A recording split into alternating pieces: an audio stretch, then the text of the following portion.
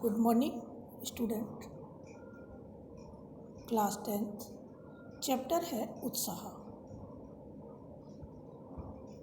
और कवि हैं सूर्यकांत त्रिपाठी निराला। सूर्यकांत त्रिपाठी निराला का जन्म बंगाल के महिषादल में सन 1999 में हुआ था। वे मूलतः गढ़ाकोला जिला उन्नाव उत्तर प्रदेश के निवासी थे। निराला की औपचारिक शिक्षा 9वीं तक मतलब 9th क्लास तक महिषादल में हुई थी। उन्होंने स्वाध्याय अर्थात कि अपने अध्ययन से ही संस्कृत, बांग्ला, अंग्रेजी का ज्ञान अर्जित किया, अर्थात कि इनको में अध्ययन करके उन्होंने इन सभी विषयों को भाषाओं को सीखा। वे संगीत और दर्शन शास्त्र के भी गहरे अध्येता थे। रामकृष्ण परमहंस और विवेकानंद की विचारधारा का उन पर अत्यधिक प्रभाव पड़ा। निराला का जीवन जो था, जो पारिवारिक जीवन था, वह समझो संघर्षों से परिपूर्ण था। निराला जी के समय से पहले ही उनके भाई, चाचा, आत्मीय जनों के अर्थात कि उनके भाई, चाचा आदि सबका निधन हो गया था और जो उनकी इकलौती पुत्री सरोज थी, उनकी मृत्यु के बाद तो जैसे कि निराला के हृदय के टुकड़े टुकड़े हो गए हों। उनका संपूर्ण जीवन संघर्षों से भरा रहा और क्रूर परिस्थितियों से हमेशा वे संघर्ष करते रहे। 15 अक्टूबर सन 1961 को निराला जी का स्वर्गवास हो गया। उनकी प्रमुख रचनाएं अनामिका, परिमल, गीतिका, कुकुरमुत्ता और नए पत्ते। जो उपन्यास हैं, कहानी, आलोचना और निबंध लेखन में भी उनकी ख्याति अत्यधिक थी। और निराला जी ने रचनावली के 8 खंडों में उनका संपूर्ण साहित्य जैसे कि प्रकाशित हुआ है। निराला जी ने जो आपका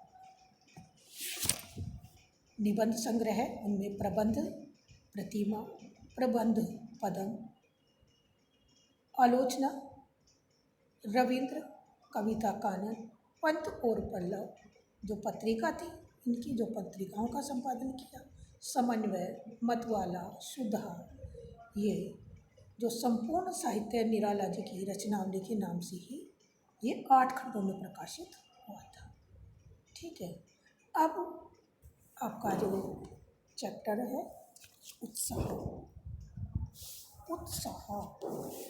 उत्साह एक आह्वान गीत है, ठीक है, जो बादलों को संबोधित करता है कि बादल निराला का प्रिय विषय है और कविता में बादलों को एक तरफ पीड़ित प्यासे जन की आकांक्षा को पूरा करने वाला दिखाया गया। किसे? बादल को, जो प्यासे और भूख से पीड़ित व्यक्ति हैं, मतलब कि उनकी इच्छाओं को पूर्ति करने वाला बताया गया है। किसको? बादल। तो वहीं दूसरी तरफ बादल की एक नई कल्पना और नए अंकुर के लिए विध्वंस और विप्लव और क्रांति चेतना को भी संभव करने वाला भी दर्शाया गया। मतलब कि बारिश के होने से जो नए पल्लव, नई चेतना जो हमारी प्रकृति में आता है, उसका भी, और नई क्रांति आती है, उसका भी उन्होंने वर्णन किया है। कवि जीवन को व्यापक और समग्र दृष्टि से देखता है। उनकी कविता में ललित कल्पना, क्रांति चेतना दोनों ही है। सामाजिक क्रांति या बदलाव में साहित्य की भूमिका महत्वपूर्ण है, हमेशा ही महत्वपूर्ण होती है। जब हमारे समाज में कोई क्रांति लाना होता है तो कवि उस पर आघात करता है और उस पर आघात कर कर के उन कुरीतियों को तोड़कर एक नई क्रांति लाने की कोशिश करता है अपनी भाषा से, अपने शब्दों से। निराला इसे नवजीवन और नूतन कविता के संदर्भों में देखते हैं। ठीक है, कवि अपनी रचनाओं में बिजली जैसी चमक और संघर्ष का स्वर मुखरित कर सकता है। बिजली का चमकना, जिस तरह से हमारे जीवन में संघर्ष होते हैं, वही उसी का ही वर्णन इसीलिए किया उन्होंने बिजली का। इस कविता में कवि की जनवादी भावना उभर कर सामने आई है। अब मैं आपका जो चैप्टर है उत्साह, उसके अर्थ पढ़ाऊंगी आपको, ठीक है।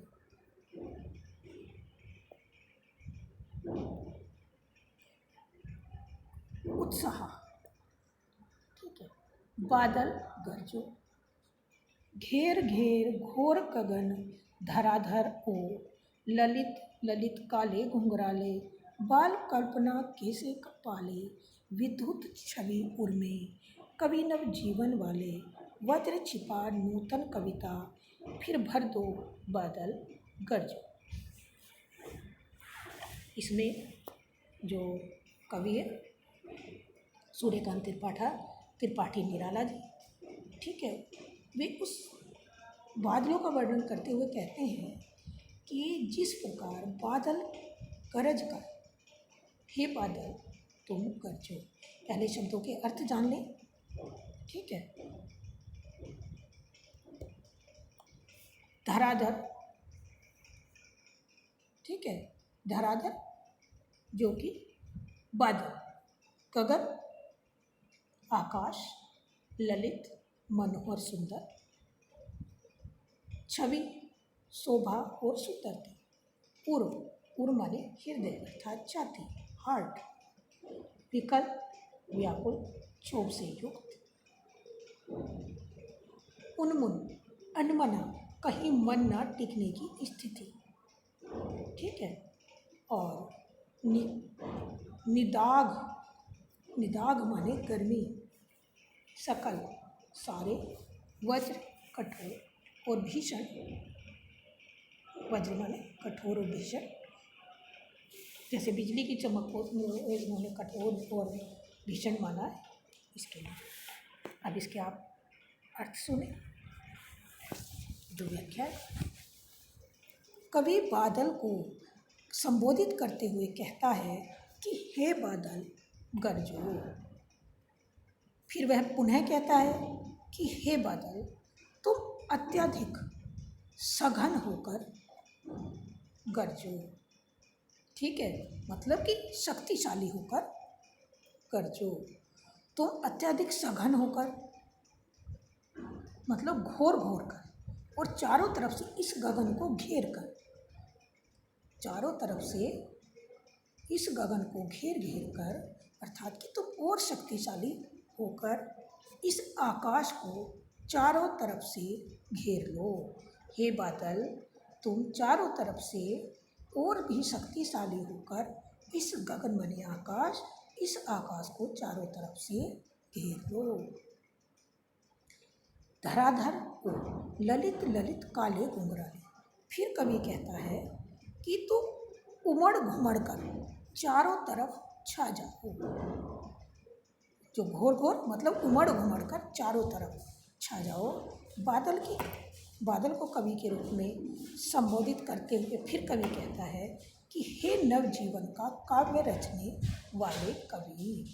मतलब जो कवि है वो उसे बादल को जो कवि के रूप में उसको मान रहा है और कह रहा है कि हे बादल रूपी कवि, तुम इस नव जीवन में नई चेतना या काव्य को रचने वाले कवि, तुम इसमें एक अनुपम कल्पना की तरह काले घुंघराले सुंदर बालों वाले होते हुए भी अपने हृदय में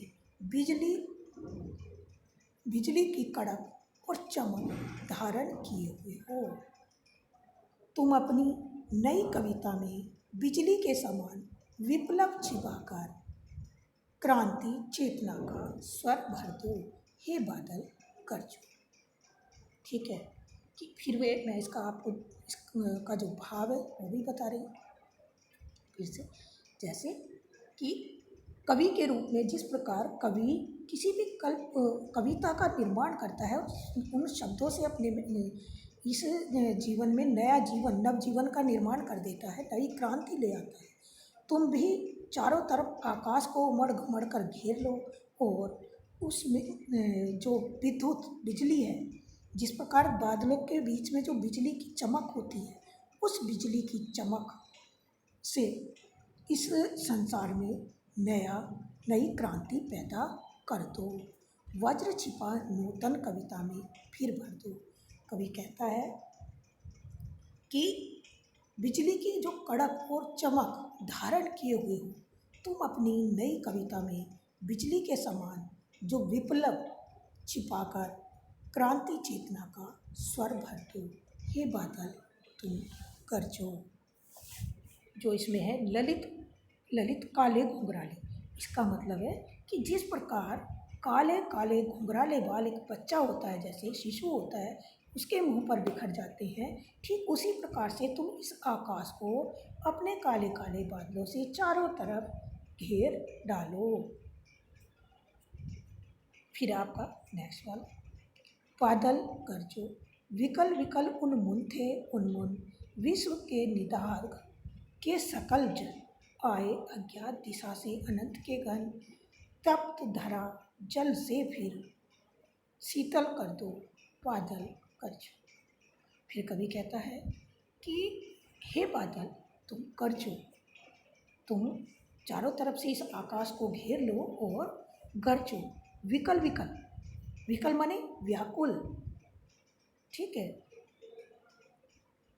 उन्मुन थे मतलब कहीं मन नहीं लगना, ठीक है, परेशान होना, कहीं हमेशा उसका मन विचलित होना। विश्व के निदाघ के सकल जन माने मनुष्य, निदाघ माने गर्मी, विश्व माने सारे संसार। फिर आपका नीचे की लाइन से इसका अर्थ देखें कि इस विश्व के जन मनुष्य गर्मी के कारण विकल है, व्याकुल है और उनका मन कहीं नहीं लग रहा है, अर्थात कि उन्मुन है। उन्मुन का मतलब व्याकुल है, कहीं नहीं लगना मन। आए अज्ञात दिशा से अनंत के घन, कि हे बादल तुम गरजो, जो इस संसार के जो मनुष्य हैं पूरे के, वे इस गर्मी के कारण व्याकुल हैं और उनके मन कहीं नहीं लग रहे हैं, कहीं नहीं टिक पा रहे हैं। कवि कहता है कि हे अज्ञात दिशा से आए हुए अंतहीन बादल, जलती हुई इस धरती को अपने जल से शीतल कर दो, हे बादल गरजो। कि फिर से एक बार लाइन का अर्थ सुन लें, आए अज्ञात दिशा से अनंत के घन, ठीक है। अज्ञात दिशा से आए हुए अंतहीन बादल, तुम इस जलती हुई धरा, तप्त मतलब जलती हुई, धरा माने पृथ्वी को अपने शीतल जल से सिंचित कर दो, अर्थात कि ठंडी कर दो। हे बादल गरजो। यहाँ कवि जो है बादल के माध्यम से सामाजिक क्रांति का आह्वान करने की कोशिश कर रहा है और अपनी कविता में जो बिजली की, जो कवियों से अपनी कविता में जो बिजली की कड़क के समान है, क्रांति का स्वर भरने को कहता है, ताकि जो शोषित और पीड़ित जनता है उसको मुक्ति मिल जाए।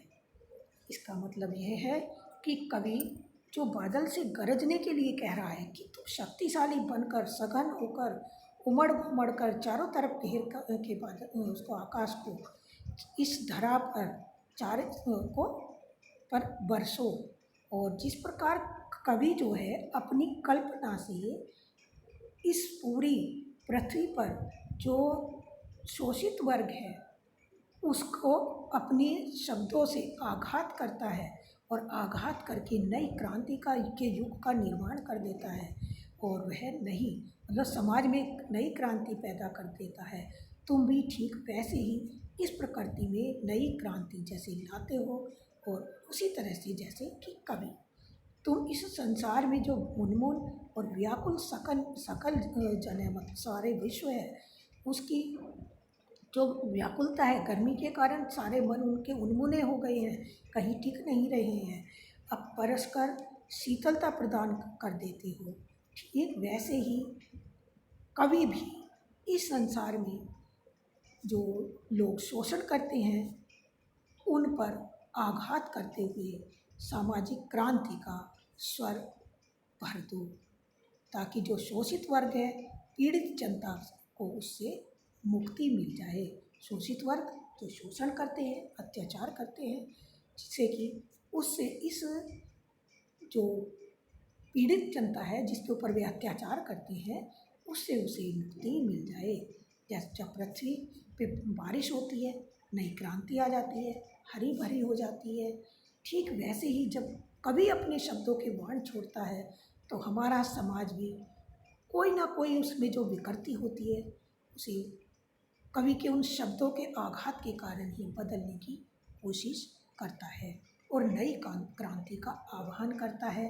तो कवि वही कहना चाहता है कि तुम हे बादल, मतलब कि मेरा साथ दो, इस तरह से जो शोषित वर्ग जो है, वो पीड़ित जनता को जो इतना सता रहा है उससे मुक्ति दिलाने का काम करो। थैंक यू बेटा, धन्यवाद।